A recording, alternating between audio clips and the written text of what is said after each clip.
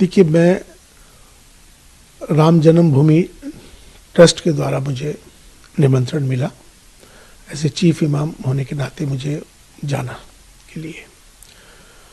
मैं 2 दिन तक इस पर बहुत विचार करता रहा कि मुझे क्या करना चाहिए, क्योंकि मेरे लिए मेरी ज़िंदगी का ये सबसे बड़ा फैसला था। मैंने फिर फैसला ये लिया कि मुझे जाना है आपसी सौहार्द के लिए, अपने देश के लिए, राष्ट्र हित में। ये मैंने फैसला लेते हुए मैं अयोध्या चला गया। वहाँ जाके तमाम अयोध्या वासियों ने मेरा स्वागत किया, साधु संतों ने मोहब्बत का इजहार किया, इस्तकबाल किया। वहाँ से मैंने अपना एक पैगाम, जो कि पैगाम मोहब्बत, मैंने वहाँ से दिया।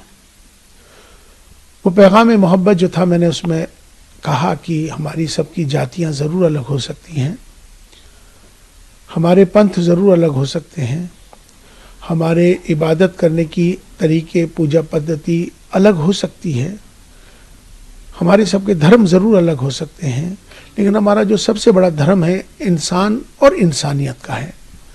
और हम भारत में रहते हैं, हम सब भारतीय हैं।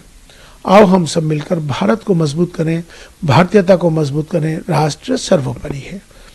ये पैगाम मोहब्बत जैसे ही दिया, देश के तमाम सारे चैनलों पर, तमाम सोशल मीडिया पर ये मेरा वायरल हो गया।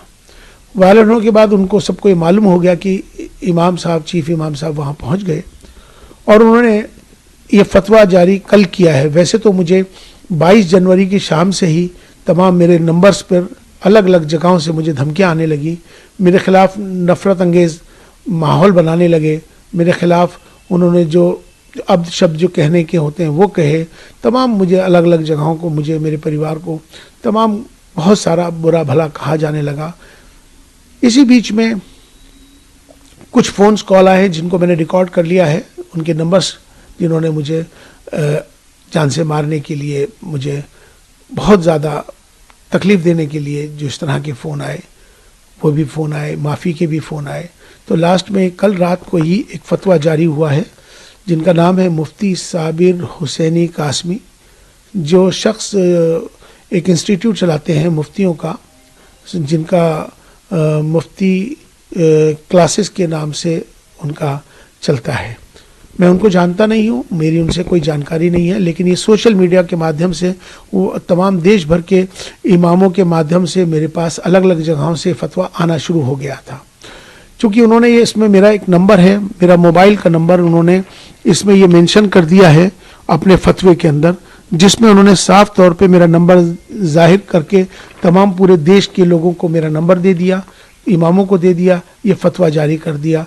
उनसे इन्होंने कहा है कि ये माफ़ी मांग लें, मेरा बायकाट कर रहे हैं, और मुझसे उन्होंने कहा है कि आप जो है इस्तीफ़ा दें, वरना आप अपना अंजाम सोच लें। इसमें उन्होंने 4 बिंदु इसमें बुनियादी हैं, 4 बिंदु इसमें बुनियादी हैं। एक बिंदु उनका ये है कि आप प्राण प्रतिष्ठा में क्यों गए, आप चीफ इमाम हैं, आपको जाने का अधिकार ही नहीं है, आप इसलिए आप पर कुफ्र का फतवा जारी होता है। दूसरा बिंदु उन्होंने ये दिया है कि आपने इंसानियत को धर्म से ऊपर कर दिया है, ये आपका गुनाह है, इसलिए आप पर फतवा जारी होता है। तीसरा गुनाह यह है कि आपने धर्म से ऊपर उठकर आपने कहा है कि राष्ट्र सर्वोपरि है, देश को आपने ऊपर बना दिया है, इसलिए आप भी इस फतवे के लिहाज से आप खारिज हो गए। लिहाजा अब आप पर कुफ्र का फतवा जारी कर दिया गया है और तमाम अलग अलग जो उसकी सज़ाएं हैं इसमें मुकर्रर कर दी गई हैं। लेकिन मैं उनसे ये बात कहना चाहता हूँ, पहली बात तो ये इस्लामिक देश नहीं है, ये भारत है, ये सनातन भारत है। इस भारत में हमेशा से सर्वधर्म संभाव की बात है, यहाँ एकता अखंडता की बात है, अनेकता में एकता की बात है। अगर उनको मेरे इस पैगाम मोहब्बत से तकलीफ़ है, मेरा विरोध कर रहे हैं, तो उनको, मुझे लगता है कि अगर मैं राष्ट्र के साथ, देश के साथ अगर प्रेम कर रहा हूँ, मेरा ये दोष है कि मैं अपने देश से प्रेम करता हूँ, मेरा इसलिए विरोध कर रहे हैं, तो मुझे लगता है कि शायद उनको पाकिस्तान चला जाना चाहिए। अब वो लोग जो मुझसे मोहब्बत करते हैं, जो देश से मोहब्बत करते हैं, वो मेरा समर्थन करेंगे। जो मेरे से नफरत कर रहे हैं मेरे जाने पर, मुझे लगता है कि शायद उनको भी पाकिस्तान जाना चाहिए। यहाँ पर मोहब्बत का पैगाम हमने दिया है, हमने कोई गुनाह नहीं किया है। राष्ट्र मंदिर था, हम वहाँ राष्ट्र मंदिर पे गए थे और हमने अपना जो पैगाम दिया, हम उस पैगाम पर अटल हैं। हम माफ़ी मांगने वाले नहीं हैं और ना ही मैं माफ़ी मांगूंगा, ना ही मैं किस तरह का इस्तीफ़ा दूंगा। और जिस तरह से वो जो चाहें कर लें। अभी उन्होंने एक स्टेटमेंट जारी किया है, उन्होंने कहा है कि हम माफ़ करने वाले नहीं हैं। तो मैं भी बता दूं कि मैं आपसे माफ़ी मांगने वाला ही नहीं हूं, क्योंकि मैंने कोई काम ऐसा नहीं किया जिससे कि कोई किसी को तकलीफ पहुंचे।